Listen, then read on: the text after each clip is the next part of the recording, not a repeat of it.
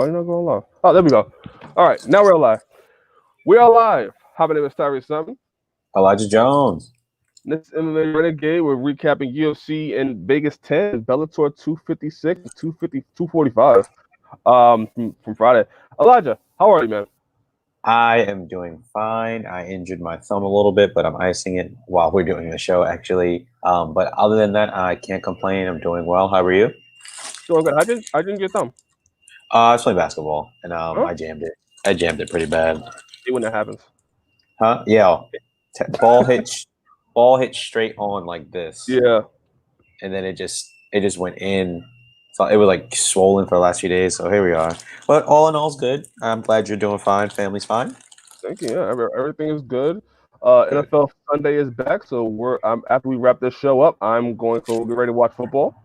Everyone at my job is talking about football. I mean, I've never been someone who watches football that often, but everyone's like, "Yo, that football, NFL is finally back in football." I'm like, Yeah, UFC. yeah. I'm I like, mean, okay, UFC.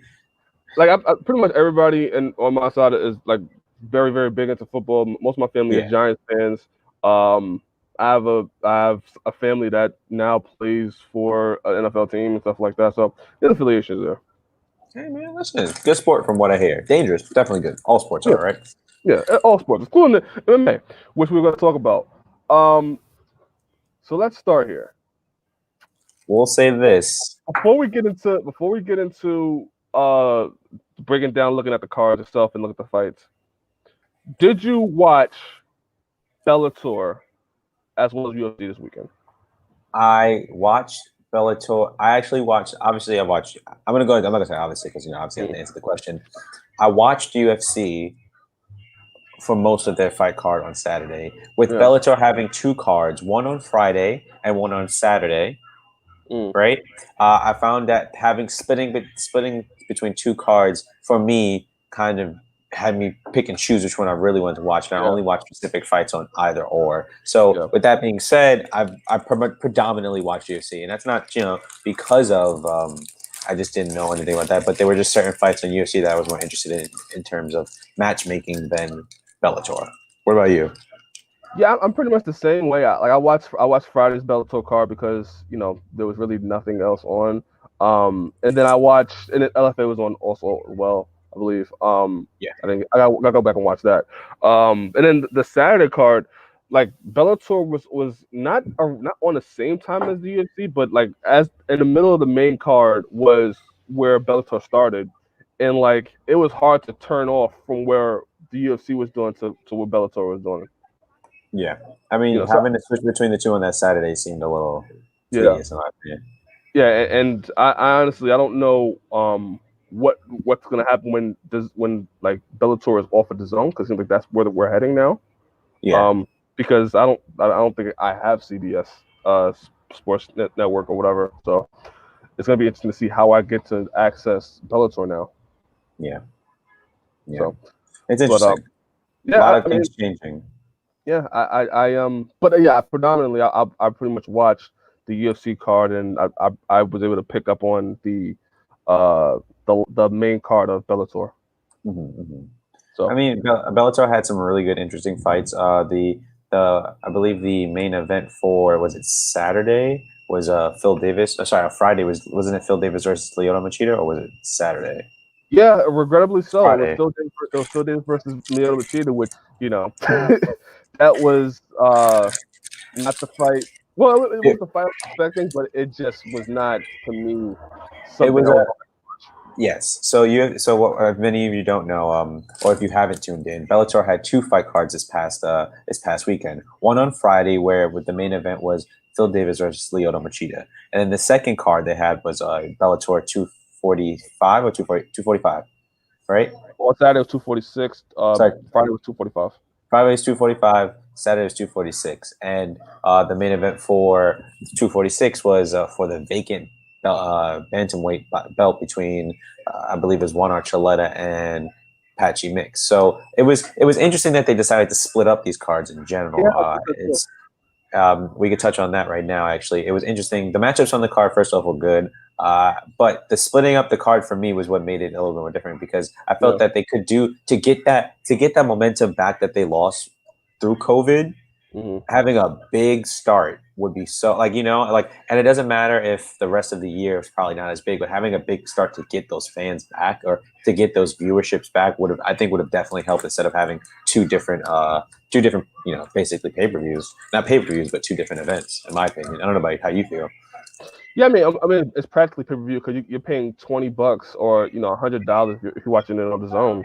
Yeah. Um, or if you have cable, you're watching it on Paramount. But yeah, I honestly thought that if you would have combined the Bellator 245 and 246, you could have made for a better card. Because a lot of the fights on Friday, really didn't work out well, and the Saturday fights, it was what it was, and you going head to head with the UFC in the middle of the UFC's event, so it kind of hurt your viewership as well, I would think, because now people are having to change from ESPN Plus, which is on, to now go to another streaming service, to go to cable to watch Bellator. Yeah. So, I don't. Maybe it's just about filling up the card and getting people paid, which is great. But I honestly felt like it would have been much better if they would have combined Bellator 245 and 246 together and had a big card. I think they have the name. They had the names to do it as well. Yeah. With Lyoto Machida is still a big name. A lot of people remember him. He's the Dragon, right? Then you have Yep. Phil Davis, who's obviously made a name for himself in Bellator's light heavyweight division. Phil Right. Davis was his champ at that, for a long time until losing to Ryan Bader, which was Right. still a really close fight, by the way. A lot of people could have either gone either way. So bottom line is, with the names that they had and the names that they're bringing up, I think that having that big kickoff, because remember when UFC did it in Fight Island, it was big. It was Right. big. Well, UFC didn't just do, they may not have had like the biggest names, but they had a lot of good names to really kick off and get those core fans back. And I think that's what made them so successful. I mean, they were the first sport to actually do it. But Right. you know what I mean? Like having that big start, whether or not you plateau or not, because every card's not going to be great, right? We just know Right. that. That's off the back. Every card can't be great. It's impossible. But having a very good start, especially during this time, is what can make a break. Now, I think it may have hurt a little, but it's not going to stop the progress of Bellator because they're back now. They can only get better. But going into the UFC 245, tuning in, we had a friend of ours, Tyriece, was able to interview him before. We had a man, Keith Friend of the show. Keith Killer Lee, pick up his second win in Bellator. Tyriece, you want to speak more on that? Yeah, so this was the first. We're going to touch on this too, but this was the first fight on the prelims of the Bellator 245 card, which is on Friday. Keith Lee versus Lavini. Help me out here. Lavinius. I feel like that is just about good. Tyriece. I don't know. You know what? I'm trying, man. Getting with names and can be very difficult. You see my past interviews. Yeah. Let me pull up this so I make sure I get this man's name correct. Vinicius Zani. Vinicius Zani. He was cool. He was close. In No, some regard. Not at all. Close. I gotta be honest with you. I was waiting for you to say that. But does not matter. Keith Lee pretty much steamrolled him.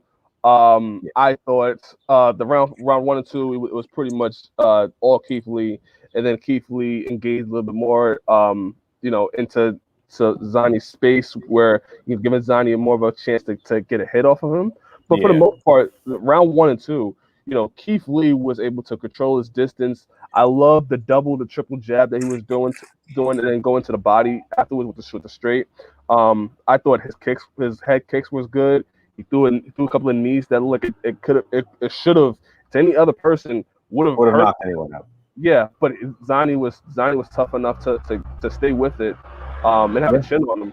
Like, he even hit a head kick flush in the first round, if I'm mistaken. It's interesting because when you hear the camps that these guys are coming from, you're hearing good trainers, right? Because I believe Vinicius, he trains at Black House, or he's an instructor there, so he has the jiu-jitsu game, and he's been with striking legends amongst that, right? And then you have Keith Lee, who's training with Dewey Cooper at his gym, and so he's got a lot of good wrestling guys out there too.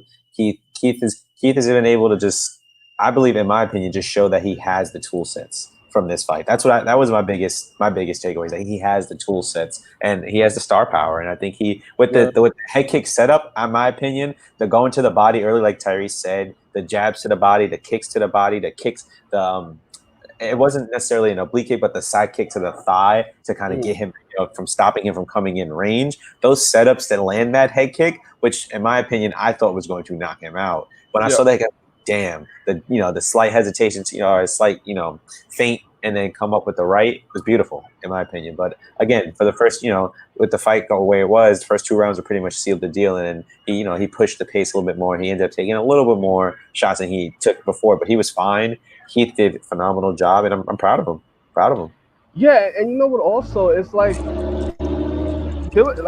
from the last fight we seen him was a Sean Bunch earlier this year to now, he looks completely, he was just completely tuned in and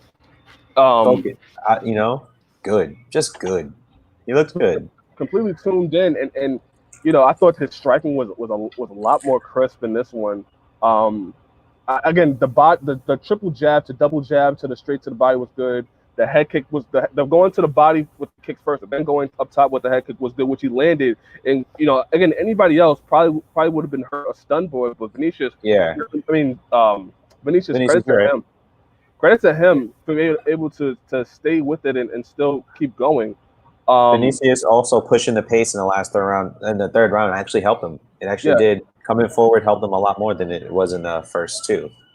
Yeah, and even the was talking to me with the IQ of Keith, which was being able to not just strike with Vinicius and stay on the outside and be able to use his jab and to control the distance, but even switched it up a little bit. He threw in going for a takedown, which will keep somebody guessing. Like I thought the IQ of Keith Lee was very, very impressive, and he looked like he was in great shape, and that he 145, yeah. It was a catchweight fight. I don't know exactly the story of how the fight came together. I would love to ask him.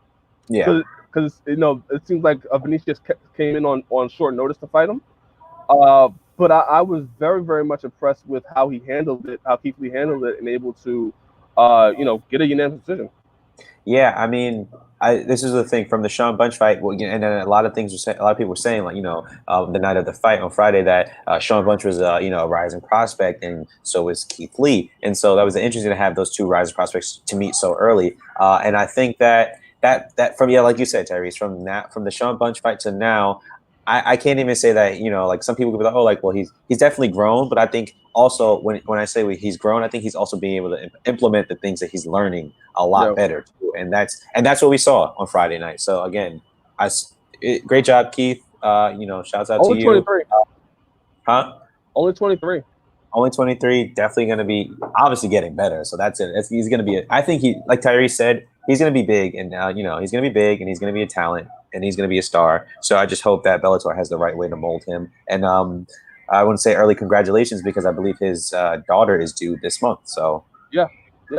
Early congratulations. And I thought it was very, again, I've spoken to him. He is very much a lot going on outside of fighting. Being able to be ready to be a father, stuff like that. So to see him win, personally, it was good to see him have a great performance. Pretty much, honestly, this is not me capping, but he was pretty much had the best performance in Bellator this week. Overall. I believe what he was able to do on Friday really, really showcased that he's got it. He can be somebody who potentially fights for long down the line, not too long because he's 23 and he's growing obviously, but he's got the skill. Just now we just got to get him up against some people and we'll see how he does. Now the one thing I will say that I hope that two things I hope what we don't see in this next fight. One, I hope that he is not the early prelims. I think when you look at Friday's card, and this is not me being what's the right word? This is not me showing favoritism. Yeah. But I thought he had the best performance on the card, and honestly, you can't really predict these things. Yeah. But when you look at the card itself, I thought maybe you could put him a little bit higher. And I think because we've seen consistency now where you know when you see certain fighters, you know Mhm. the performance you're going to get. I think the company, as its own right, this is what UFC does and what Bellator does when trying to build prospects, is that they like to put them in certain places to just see how they go. I think with an impressive win over Sean Bunch, an impressive win over Vinicius, I think he gets a higher slot. I hope so. He should get a higher slot, and I agree with you that though. I think he should, moving forward, he should be getting a higher slot because Yeah. he's only getting better. I'm pretty sure a lot of people are interested in seeing his next fight, or whether it'll be at 145 or 135, because he comes in naturally at 130 in their bantamweight division. So Yeah.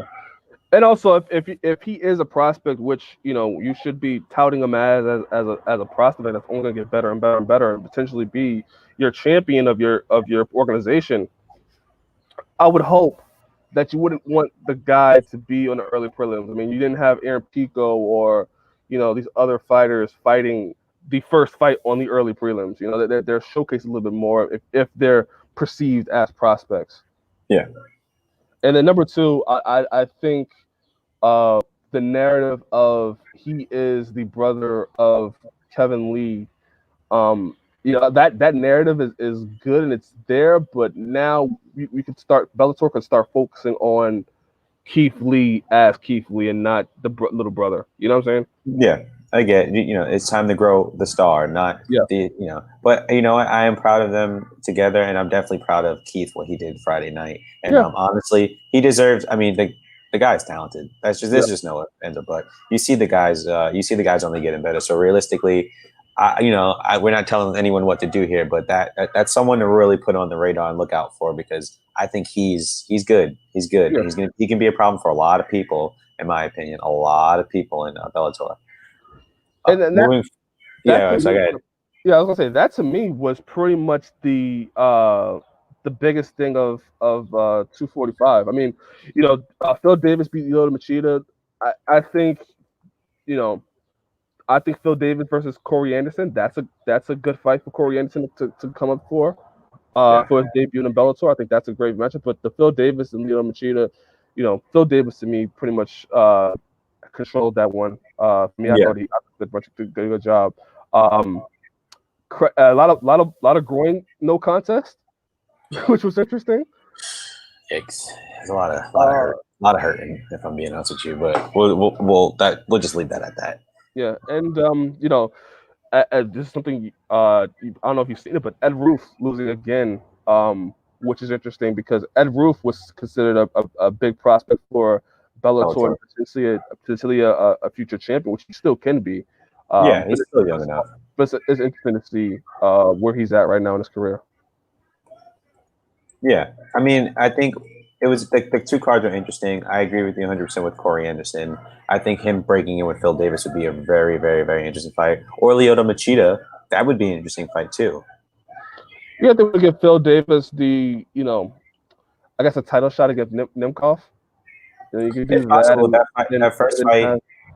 I remember watching that first fight, and I believe Nemkov won, but I don't think that fight was as I think that fight was a lot closer than people give it credit for. yeah, In my opinion, I think that fight was a lot closer. But there's a lot of matchups to make with the the light heavyweight division, especially while acquiring Corey Anderson and also having Ryan Bader. He lost his belt, so he might defend his heavyweight and then drop down and try to do it efficiently. But who knows? With that being said, on Bellator 246, we have Juan Archuleta capture the bantamweight title, the vacant bantamweight title against Patchy Mix. yep. And Tyreece, did you watch that whole card, or did you? I specifically only really watched the title fight.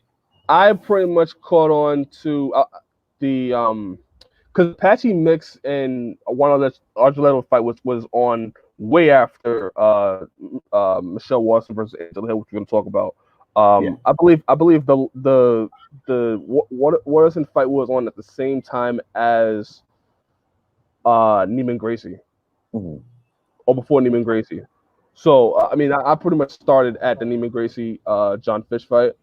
Yeah. I saw a little bit of highlights of other fights as well. I thought that the main event, the Patchy Mix versus Juan Archuleta, I thought Archuleta did a great job being able to come back, Yes. winning the third, fourth, and fifth, in my opinion. Yeah. I thought that Patchy Mix did a great job with grappling. I think his grappling is really, really good, and it's really hard Phenomenal. to get off of. Yeah. There's couple of positions where he could have had one on touch and compromising positions, but Watch Archuleta was experienced enough to be able to get out of it.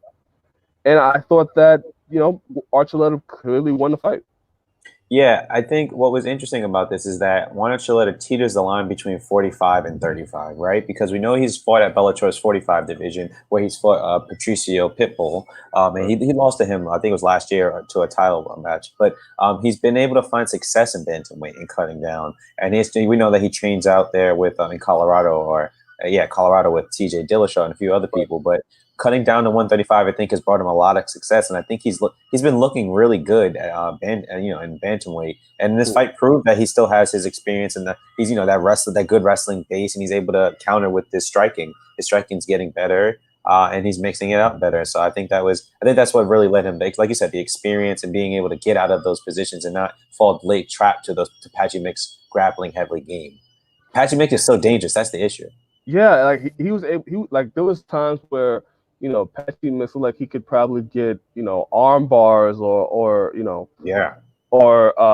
triangles from I think it was he had his back, but he's looking at different ways, and he had him in different positions and stuff like that, which could have for any other person could have put him in danger, but Archuleta was able to with his experience able to get out of it. And I thought the third, fourth, and fifth, when Patchy Mix really couldn't take him down as much, Archuleta was able to keep it on the feet and had the clear advantage. Yeah, which is interesting, right? Because I think Juan Archuleta is like 5'7", and then the Patchy Mix is like 5'11". So it's actually really interesting the size difference too. I was able to come that. I think it's more interesting in terms of length. But I hats off to Juan Archuleta, and it's interesting the bantamweight division now, right? Because we had Darian Caldwell, right? He was the former bantamweight title champion, and then he lost to Kyoji Horiguchi from Ryzen, right? If I'm not mistaken. And then when that happened, that was like maybe a year ago, maybe a little bit over a year.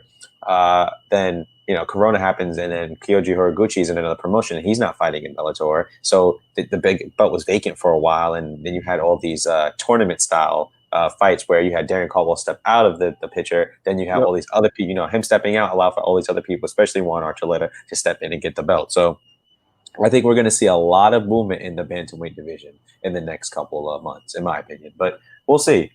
Just to give them, Bellator's bantamweight division is definitely going to be on the, not on the rise, I should say, but definitely should have a lot more activity. I think I brought it up in the past. I would love to see. I would have loved to see them do it with when it was vacant, but I would love to see a bantamweight tournament, which Bellator loves to do. They love to do tournaments, the Grand Prix. They specialize in tournaments, in my opinion. Yeah, I would love to do it the best. Some would say. I would love to see a Bellator bantamweight Grand Prix where same way how they did it with, or they're doing it with now with the featherweight, where the champion would defend his title against other people in the tournament. Yep. But you're creating the best of the bantamweight division in the tournament against each other, and the winner will be the tournament winner and the champion. I think that's a great way. I would have wanted to do that for the vacant title, but I think you can still do it now. Again, you have the space to do it now. You have the space. I think it's possible. I'm looking forward to seeing it, and I think you just have so much talent in their bantamweight division right now, which is the great part. And then you have guys like Darren Caldwell who could come back down. You have maybe Kyoji Horiguchi if he does want to come. I don't know if it's possible, but he could come back across here and maybe fight. Like you have so much more combinations of fights. With it being, with the head being vacant, now Juan Archuleta, because Juan Archuleta hasn't fought a lot of these other guys. The only guy on the list that he's fought from the last, I guess, 3 champions was Eduardo Dantas. And Dantas is at 145 now, so he could come back to 135. You never know. It's possibilities are endless for this division. You got James Gallagher there. You got you got a lot. You got a lot. Has Keith Lee. Like there's a bunch of names I'm not even naming. Sean Bunch, if you want to put him back in there. Like there's a bunch of bantamweights that in the division that could I think a tournament would be very exciting, and also can give a way to promote them a little bit more too. So where you're promoting a tournament style of and supporting these matchups and stuff like that, and doing behind the scenes stuff. Like there's ways you can do it that I think can benefit all parties. And yeah, Mm-hmm. I'll be for it. I'll be for a tournament style. Agreed. Agreed. Yeah. But that was pretty much 246. I mean, Neiman Gracie did a great job. Get a heel hook. With a was a heel hook, right? Either inverted or regular is one of them, but it's definitely a heel hook against John Fitch, and then John Fitch ended up retiring. Yeah. Which I thought Neiman Gracie, that's a great win for him beating John Fitch. John Fitch retires, which good career for John Fitch. Great career. It was interesting to see him come back and fight in Bellator at the age he was, but he didn't look bad. No, not at all. I think John Fitch is a solid welterweight. He's always been a solid welterweight. He's been hard for a lot of people, but he's been fighting for a little bit longer than most. So with him hanging it up, I think he's had a fighter's career. Like he's fought some top level competition, and he's won a lot of matches. And I think he's been pivotal for the UFC back in during that GSP weird transition phase, right? Where GSP was out a little bit. You had guys like Carlos Condit, Martin Kampman. You had those guys kind of trying to, get to the top. And John Fitch is one of them back in the day. So I think that he was very pivotal in that moment for having a very, AKA was the wrestle. If you wanted to wrestle, AKA was it. AKA was a place where you would smash dudes. You had guys like John Fitch. You had early DC. You had, who was the lightweight who fought Frankie Edgar? I'm blanking on his name. Sorry, lightweight. You know what I'm talking about. Curly hair. Oh my God. Oh, Great Maynard. Great Maynard. You had guys who were like super wrestling heavy, who were able to get those positions and wail on guys. And John Fitch was one of those guys. So hey, happy retirement to you, man. I would like to, if possible, if he can continue, training people wrestling. Maybe I don't know. You may see him. I don't know how he'll be as an announcer, but you may see that too. You see a lot of fighters becoming announcers, so you could see that for Bellator. Yeah, or some behind the scenes, like what they do with Gilbert Melendez, and like you can see him showcasing the ways to win for the fighters that's going to fight and stuff like that. Like there's ways for John Fitch to be utilized post fighting retirement, post retirement that he could be very, very useful for any company. And I also want to say this, like his last fight was against Roy McDonald, where he was able to go to a draw. We know who Roy McDonald is, so he was still fighting at a very high level. Yep. But everybody has their time, and it was his time. Mm-hmm. So yeah, that was pretty much the Bellator card. I mean, Liz Carmouche had her fight on Bellator. We'll see where that fight ends up. Kat Zingano as well. She made her return for Bellator and for Bellator. So, I'm a fan of Kat. Yeah, Bellator has some people, and some stars they're trying to introduce. So we'll see what happens in the future. In the future, we'll see. It's gonna be good. All right, but I think me and you could both agree the winner in terms of just card for card is the UFC. Yeah, and I think it's not that Bellator was lacking. It's just that because the UFC's had the continuity and because they've been doing, it just is what it is. It's not. And it was one night. It was just one night. Yeah, concise. Yeah. We got what we wanted. And it's not that we didn't get what we wanted with Bellator. It's just that having the 2 nights kind of, in my opinion, hurt. But some people could have loved that. Some people could have said, the argument can be made that brought a lot of attention because now you have 2 nights where viewership can be possibly up. So it's understandable. It's just our opinion. But moving on to UFC Fight Night. Now, the Fight Night happened, of course, in Las Vegas as it usually does, and we had our title event. We had a main event with Karate Hottie versus Angela Hill. Now, Tyreece, take it away. Yeah, so Angela Hill got robbed.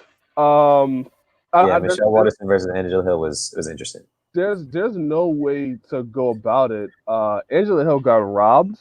This is probably the second time she got robbed. I thought she beat Claudia Gadelha as well. Yeah. And this is another instance where I don't know what exactly you have to do in order to win. That's not within the guidelines which is given to you. Which is total strikes and that whole spiel. I thought clearly, my eyes, I thought Angela Hill won the fight. I thought Angela Hill won round 1 and 2. I Mhm. thought Michelle Watson came back in round 3 and 4, and I thought Angela Hill was able to steal 5 as well. Yeah. How'd you see it? I 100%. I saw this is the fight I tuned in for, right? Because I needed to know whether or not Angela Hill was finally going to get past that Claudia Gadelha loss. Because in reality, Claudia Gadelha only won one round. She Yes. only won one round. There's no way, right?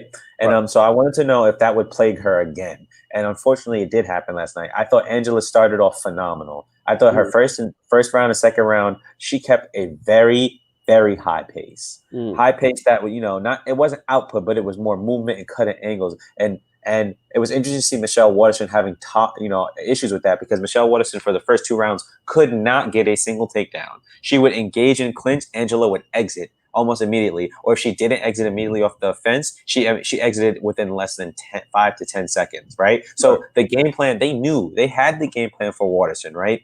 I think the issue came down to that third and fourth, sorry, that the end of the third and fourth, because she finally got to take down, she kind of slowed things down. I was like, I don't know if that's going to slow Angela down in the long run. But they both were tired by round 5. I think what happened in round 5 was that Michelle started off really well, and I think that when you have 2 rounds where you're winning, and for the judges, I'm not agreeing with this, but for the judges, I think they saw that and was like, well, like I guess she's just winning this fight. But if you look at the way that fight progresses, with the one hit that Waterson would land, either Angela gets hit and returns 1-2, or it doesn't really land fully. She slips away, starts hitting her, and I think the flashier moves with the kicks. The kicks ended up being, the crescent kicks, the side kicks, and things like that. You saw that come into play later for Waterson when she started landing more and getting that confidence. But realistically, Hill was outpointing her in terms of total strikes for the 5th round. So I'm confused. And then there was no takedown in the 5th round, if I'm not mistaken, right?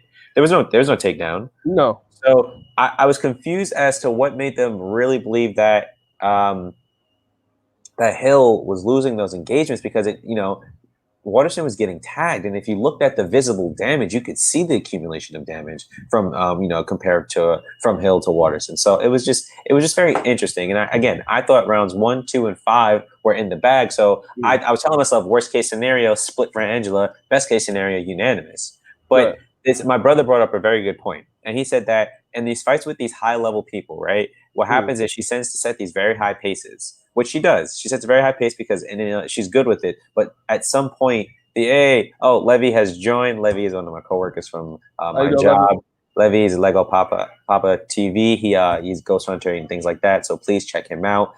The issue with it is that she began to slow down in 3 and 4, and I think that that's what my brother mentioned, and he said that sometimes becomes an issue because that allows the opponent to gain the confidence, and that's what kind of gave Waterson the right to start throwing those crescent kicks, these interesting karate kicks, and start landing more in terms of round 3 and 4. But I just don't see how 5 she lost. Personally, even my brother said this too, I just don't see how Hill lost 5. I just don't.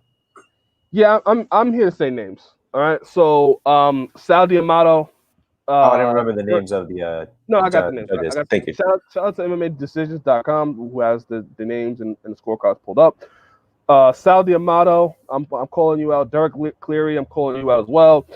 So Sal D'Amato had this is the scorecards. Round 1, he had it for Hill, 9-10. Round 2, he had it for Waterson. Round 3, he had it for Waterson. Round 4, he had it for Waterson. Round 5, he had it for Waterson. So Sal D'Amato. Sal D'Amato. I don't want to, this is all assumptions. This is all just my speculations, but somebody got the bag last night. And somebody he gave round 2? He gave round 2. So it was a 4-1. It was a 4-1. He gave a 4. He gave Sal D'Amato gave Waterson the 2nd, the 3rd, the 4th, and the 5th. So not only did he not get the 5th, that gave the 5th to Hill, but he gave the 2nd round to Waterson as well. Absolute craziness. And then I'm done. Done. We're not judging, but wow. And then you know, like Derek clearly, you know, his is a little bit it's not as egregious, but it's still egregious where you give Hill round 1 and 2, okay, but then you give round 5 to Waterson, you give round 3, 4, and 5. My Saudi model is just it was horrible 49-46, which to me when I heard it live I was like, oh my god, I know where this is going.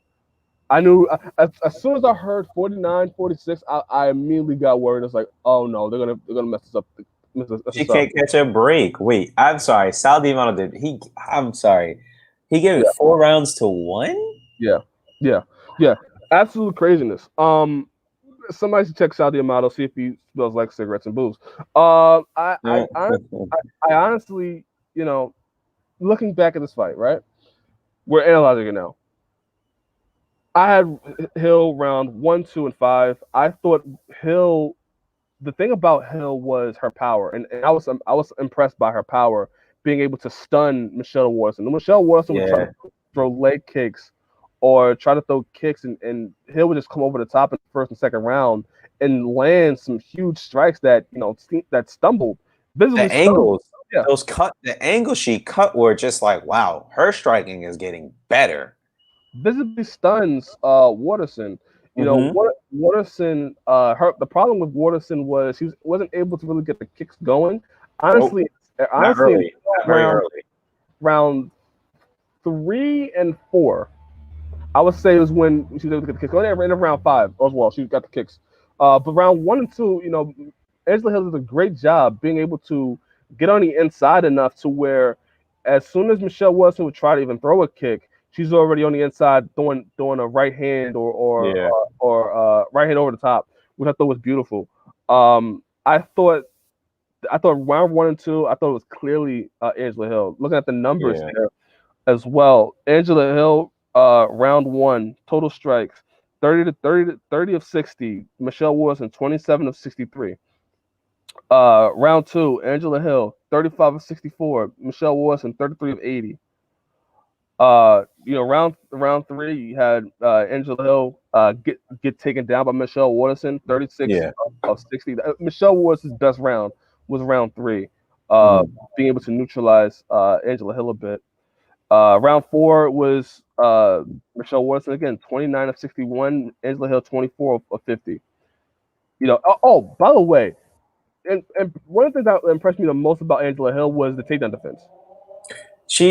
Angela Hill, to me last night in the first round, just seeing the first round alone showed the not only the growth, but that Waterson's game plan of trying to mix up the kicks to the striking to get the takedown. You know, because Michelle Waterson likes to do that. She likes to get you up against a clinch and then go Right. for a takedown, or she likes to mixing the takedowns with the sneaky kicks. She Right. couldn't do that the first round. Mm-hmm. And I knew that, like, without being able to do that the first round, that sets the tone a lot. Because in the fight with Joanna, when she wasn't able to do that, it kind of came down to, whoa, like, so what's plan B? And it was kind of just survive until you can get the leg kicks going, because that's when she gets comfortable. The kicks have to come for her to really get super comfortable to get those takedowns. It's just an interesting setup to me. I don't know, but that's One of eight. Michelle Watson was one of 18. So Michelle Wilson went for a takedown in almost every round. Not almost every round. She was 0 for 4 in the first round, 0 for 5 in the second round. She finally got her takedown in the third round, but she was 0 for 5 in the fourth round, 0 for 3 in the fifth round, which was great takedown defense for Angela Hill, which is somebody which it used to be at a point where if you could take Angela Hill down, you could pretty much win the fight. Not the case yeah. anymore. Angela Hill did a very good job.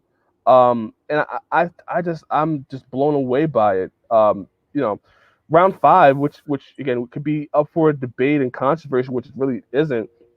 I thought it was dead even halfway through it. I thought Michelle Waterson was able to get her kicks off. She was able to land a lot more kicks than she was before.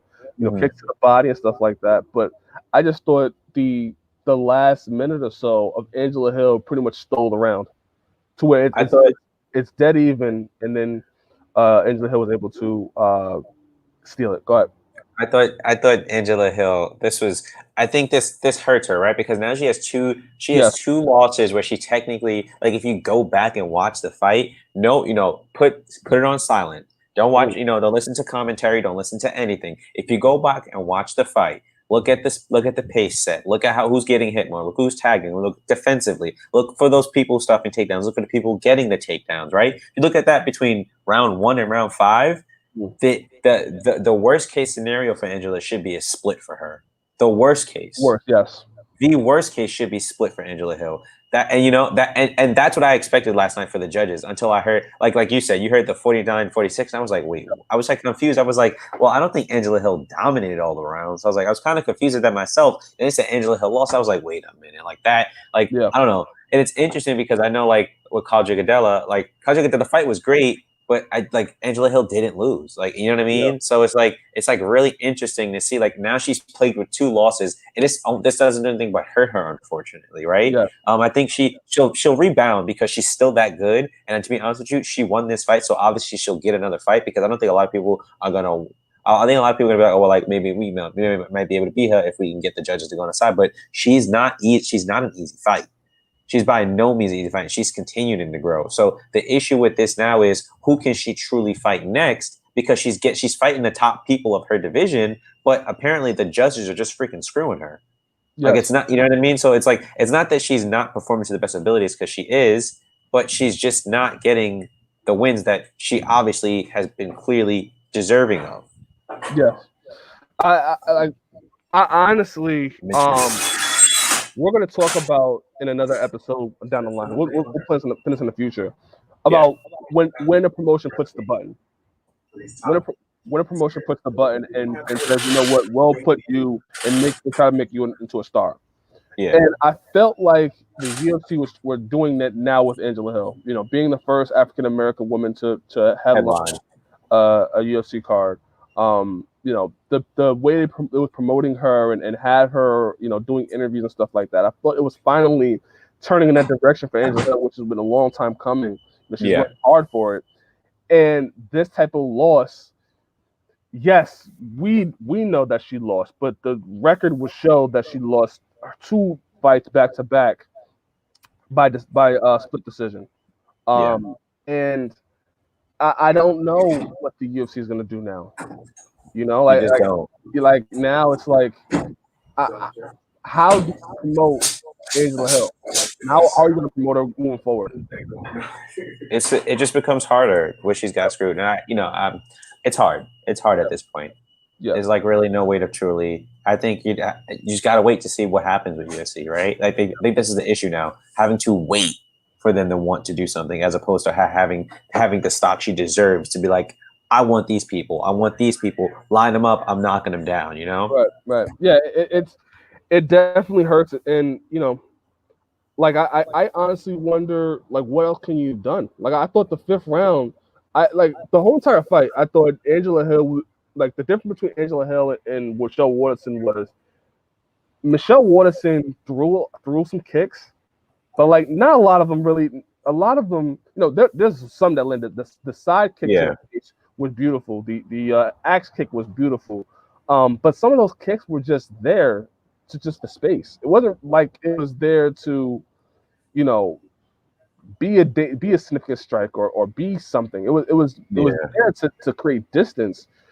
Angela Hill, whenever she landed, it was with intentions to hurt you. And she a couple of times in the fight, she stunned and staggered Michelle.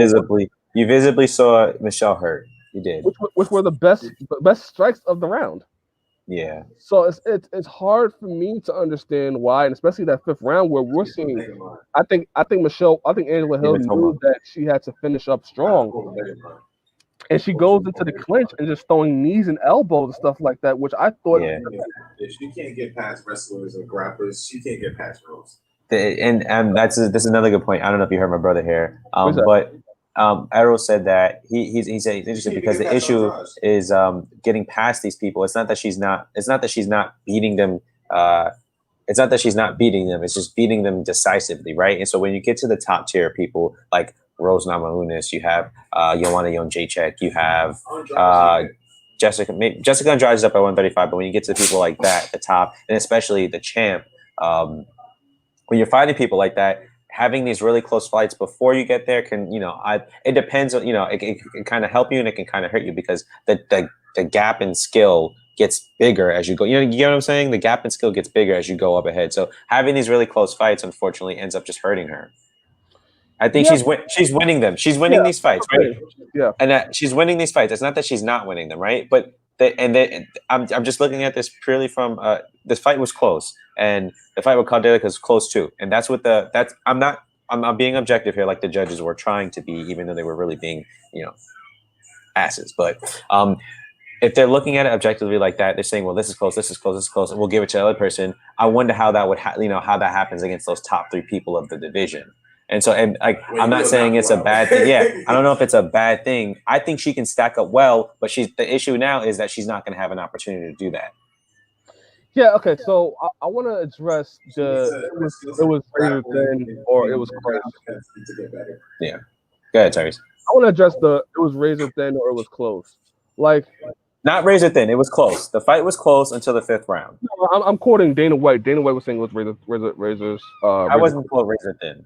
I wouldn't say it was razor thin. Yeah, like even just close. Like, what is close when we've seen all 5 rounds and we've seen that someone clearly won the 5th round? Like, what is like? I've heard, it gets said a lot where like you see a full fight and it's it was a close fight. It was a close fight. Where no, it's not. We've seen all 5 rounds. We've seen somebody clearly move ahead and push himself away and being close. Angela Hill pushed herself away from being close. We've seen the last couple of minutes of the round 5, pushing ahead from it being close. So I just don't get that aspect of it. It's just hard. It's hard because it wasn't razor thin. I can't agree with that. No, I cannot agree with that. I can say it was close. It was 2-2 going to the 5th round. We saw full 5th round. Yeah, if you're saying it was razor close, that could be almost be on the argument that it could have been a draw and they should run it back, in my opinion. Razor close means that it was like either or, and it shouldn't have been the way it was. But a split decision, I understand, but the split should have gone to Angela. Bottom line, if it was as close as possible. But if you watch that 5th round again, that 5th round, she ended up coming up on top. She proved, and it wasn't by like large margin where she put on a striking clinic, but in the engagement, when it came to striking, she had it. There were no takedowns that were successful on Waterson's part. That should go to Angela. The thing about Angela is Angela can fight backwards, and I think that also when judges look at that as someone, I think this is the issue with pushing forward, right? Because that automatically gives you the octagon control, which is the fourth tier of how they score. That shouldn't be a thing if someone's slipping and invading your punches, someone's slipping and invading your kicks. So you not being able to grab somebody and physically keep them in one position means that no matter how forward you come, you may look at that as running, but realistically, that means you can't grab the person.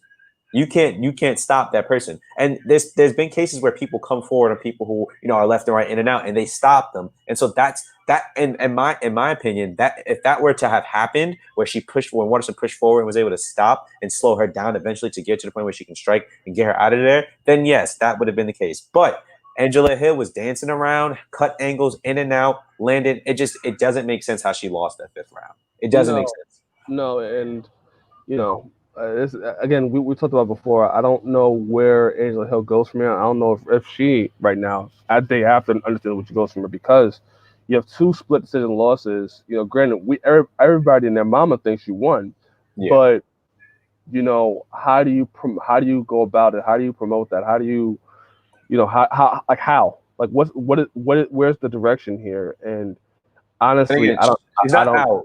We're not saying she's out, right? Because she still obviously can fight, but it's like Tyreece said, it's the direction. The direction of how she navigates this division now is kind of the issue. It's also just like, what is the UFC going to do? Because you have her losing 2 split decision losses, which again she looks perfect. She looks beautiful. Yeah. No scratches or marks. All good. Again, I'm just curious to see how the UFC goes about Angela Hill moving forward, because this could have been the launching pad to where okay, Angela Hill beats Waterson, which it should have been that. Yeah. And now we're talking about Angela Hill in 2020, 2021 potentially being a contender for a title. Now we got to try to promote Angela Hill coming off 2 back-to-back losses, that she and doesn't deserve. exactly. So it's the direction. If I'm looking at UFC and if I'm looking at both fighters, most likely Michelle Waterson will get somebody obviously above her because she's number 8 on the list, right? Right.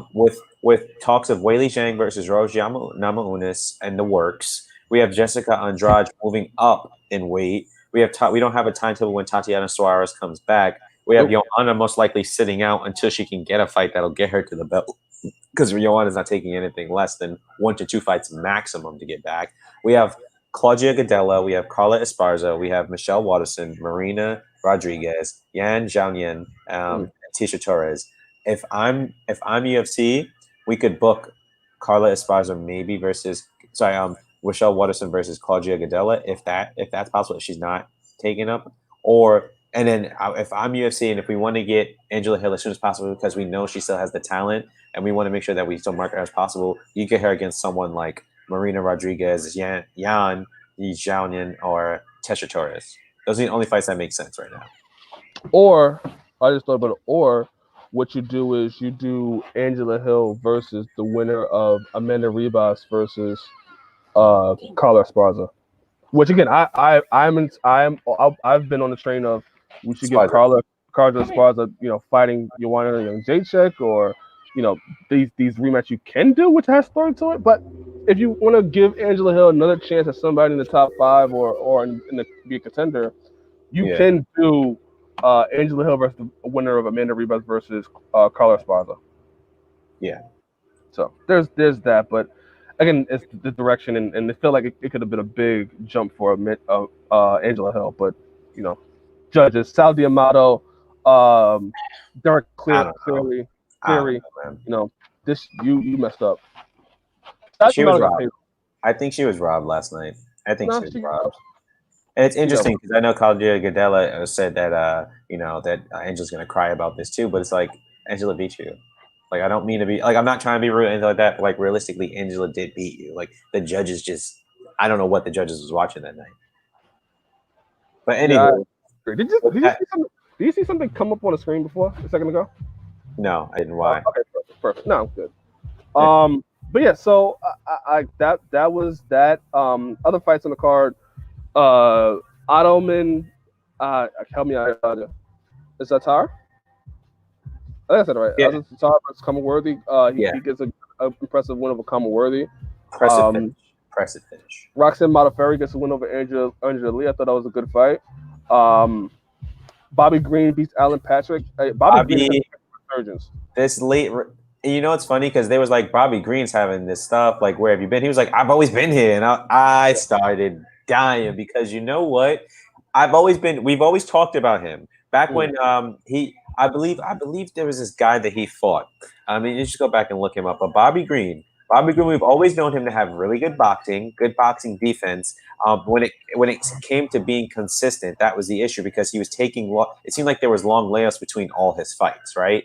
That's what it seemed like. Like he would be fighting almost like once to twice a year, which is fair for some people, but it was always harder when we saw that. Like just for him to be there. But when we saw him fight Pat Healy when Healy came over, like this is 2013 when he first came over from the Strikeforce integration. I was like, Bobby Green is going to be somebody if he can be consistent. He won a few fights, lost a lot of fights, right? Has come back after fighting Clay Guida, beat Clay Guida, and has been on a 3-fight win streak. What we've been able to see from Bobby Green is not only the cardio be there. We've also seen his defense for grappling. His grappling is, as you know, he's displaying it. It's been on, it's on show, and his striking is getting a lot more crisp. So I think Bobby Green, if I'm UFC, I know we're not supposed to talk too much about, we're not going to talk about people we have thing, but if I'm Bobby Green, I would get that fight versus Charles Oliveira just dropped out of this fight because I think Charles Oliveira had COVID or something, like he got injured. You know who I'm talking about? The dude, the submission just beat Scott Holtzman. You mean the Benil Dariush? Benil Dariush. If I'm Bobby Green, I advocate for that fight because that fight is not filled yet. That fight is vacant, and a win over Beneil Dariush pushes your stock up a lot higher. So I like that fight more than I like the original fight, the Charles Oliveira versus Beneil Dariush. I don't in seeing and just letting it marinate. I don't not like the Beneil Dariush versus Charles Oliveira fight, but I see the value of having Charles Oliveira, right? Because Charles Oliveira is within a win over Kevin Lee. Charles Oliveira, that gives him a little bit more stock, and he's an exciting fighter. So you do want to save him for exciting fights, which will allow him to boost his stock as well as UFC's. So I get why you don't want that matchup, but that would be a really good matchup given the state of not too many lightweights are fighting, and there's not too many high-ranked people who are fighting at the moment. So that's all I'm saying. But if I'm Bobby Green, I advocate deeply. No, I agree. Or if Alexander Hernandez did that fight as well. Yeah. And Billy Quarantello, he had a great performance against Cal Nelson. I thought if it wasn't for Michelle Waterson and Angela Hill, that could have been the fight of the night. Who's just going at it? Yeah. Cesar Eubanks beat Julia Avila. Great performance for her. I thought Cesar Eubanks came back from, the first round. The first round, which was pretty much all Julia. She was getting lit up a couple of times, and she was able to, her experience being able to control and win the fight. Kevin Kroom beating Roosevelt Roberts. I thought he was a great prospect coming out of this card, and Alexander Romanov beating Rocky Martinez. Yeah. Alexander Romanov, I want to highlight this a little more. He is somebody which I am very much interested to see in the heavyweight division, what he does. Yeah, I mean, he's talented. He's a big boy. Talented. He's a big, I was like, wow, he's kind of moving good. Like he's moving good. Like I was impressed. Last night. He has a very, very unique style of likes to grapple and likes to slam. Yeah. Which is interesting at heavyweight, having that much energy to do, which is impressive. So I'm interested to see where he goes from here. There's a lot of good Jalen Turner, great performance like this. Yes. There are some great performances on this card that Jalen Turner, like I said, Billy Quarantello, Alexander Romanov, the list goes on and on. These people you should look out for, moving forward. Yep, agreed. These are names that are starting to establish themselves, saying, "Hey, like I'm a prospect. Give me who you want. I'm going for the belt." So again, we agree with UFC having the better night. Yeah, absolutely. Unfortunately, the main event, which Angela Hill versus Waterson, did not end up being the right decision, in my opinion. And of course, we agree on that. If anyone else, feels a different type of way, of course, feel free to join our show and talk to us about it. We could always talk about it live and let you know. That's what we're here to do. We're not here to be the absolute, word for MMA, but we're here to talk about it. So, and we also know enough to know that Sal D'Amato was on drugs that night. Apparently. Oh my God, Tyriece, say things like this, or got the bag or something. Oh my gosh. Allegedly, but this guy. But yes, Sal D'Amato, that wasn't the best. Yeah, and Sal D'Amato's he's been a judge for a while, so I'm a little shocked to see that he had that. I'm a little shocked. This article, I wish I had it ready. I think MMA Junkie did it, where it's just the history of Sal D'Amato's bad calls, and you can go from there and just how bad of a judge he can be, especially these type of fights. So yeah. I'm not surprised, motherfucker. So yeah, what would you rate these cards? I'm gonna grade Bellator's 2 cards together. Okay. Right. I'm gonna give 1 grade, and I'm gonna give that they're lucky we like Keith, and that's unbiased. They're lucky we like Keith. I'm gonna just say that right now. They're lucky we like Keith because this will save them for us. And I hope that doesn't hurt him by any way, shape, or form. Because please, Keith is great, so please promote him. And he's a great fighter. But I want to say, if I'm going to grade the 2 cards, and that's just being fair, I'm going to go B-, and that's me being a nice guy, because I'm a nice guy. I'm roll with that. I roll with B-. B- is because of the 2, right? And if I'm going UFC, I'm going to go B. I'm going to go B. Why? Because there was a lot of impressive finishes, And I thought this was really a prospect card where we could see everybody, like those upcoming people. What about you? I'm with you. I'm with B. I think it was a good card. I think Ladies and gentlemen, Tyrese Simon agrees with Elijah Jones on a which is grade. very rare, but I think we totally agree. We're totally in sync with this one. I think it was B minus for the two Bellator cards together. Yeah. It wasn't the Bellator cards weren't bad or horrible. It's just No, they were cards. I think if you combine those two together and on one card, or I think it plays out a little bit more better. And there's definitely some fights, that's on Warner Taletta, Patchy Mix, Keith Lee, which we talked about before. A couple of debuts, which is good for Bellator. Like there's things to look forward to with Bellator after this card, and the UFC card, a lot of prospects. Jalen Turner, Billy Quarantello, Alexander Romanov, which had a great performance. Yeah. The Sajara Eubanks. Sajara Eubanks. Let me tell you something. She's going to be a problem because what's happening is everyone knows her for her striking, right? She's got heavy hands. The thing is, having to worry about that and trying to go toe to toe with her leaves out the idea that she can adapt to any situation, which she proved with her grappling. Right. She's going to be a problem for a lot of people if they do not understand things like that and understand. But then in the problem of trying to understand her, she's just going to keep growing. So honestly, I see her eventually on her way to the title. I'm just going to put that out there. That's a bold prediction. I'm waiting to see what Sajara Eubanks goes from because it's all about consistency, and especially in this weight class. I wonder how she deals with other people that are maybe a little bit bigger than she is. But I think her performance was very good and showed that her experience is paying off, being able to adapt in these situations. And yeah, I thought the Michelle Waterson and Angela Hill Sands being a bad decision. I thought it was a great performance by Angela Hill and Michelle Waterson. Not to credit Michelle Waterson. I think Michelle Waterson did a great job being able to take what Angela Hill was able to give her and being able to, in the third, fourth, and fifth, being able to utilize her kicks because she wasn't able to do that early on in the fight. So, yeah, I would rate this a B. I rated a B. Good. Yeah. So wow, we're on the same page. Next week we may have an A show. We have Tom Woodley versus Kobe Covington. We have Donald Cerrone versus Nico Price. I'm a Cerrone boy. Cowboy's my boy. Cowboy's my boy.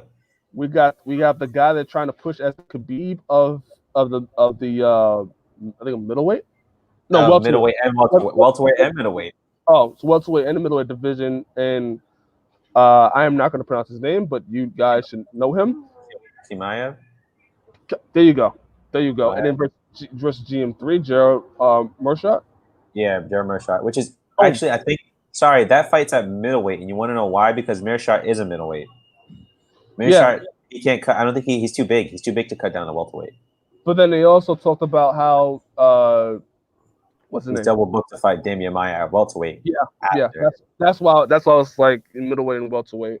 That's on the card too. So like, there are some good fights that this card is a level of a pay-per-view in terms of just how the matchups are.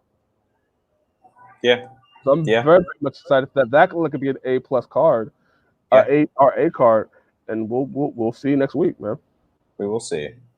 So everybody, thank you for watching. If you're watching this later on, we thank you. Comment in the chat, tell us what you think of the show.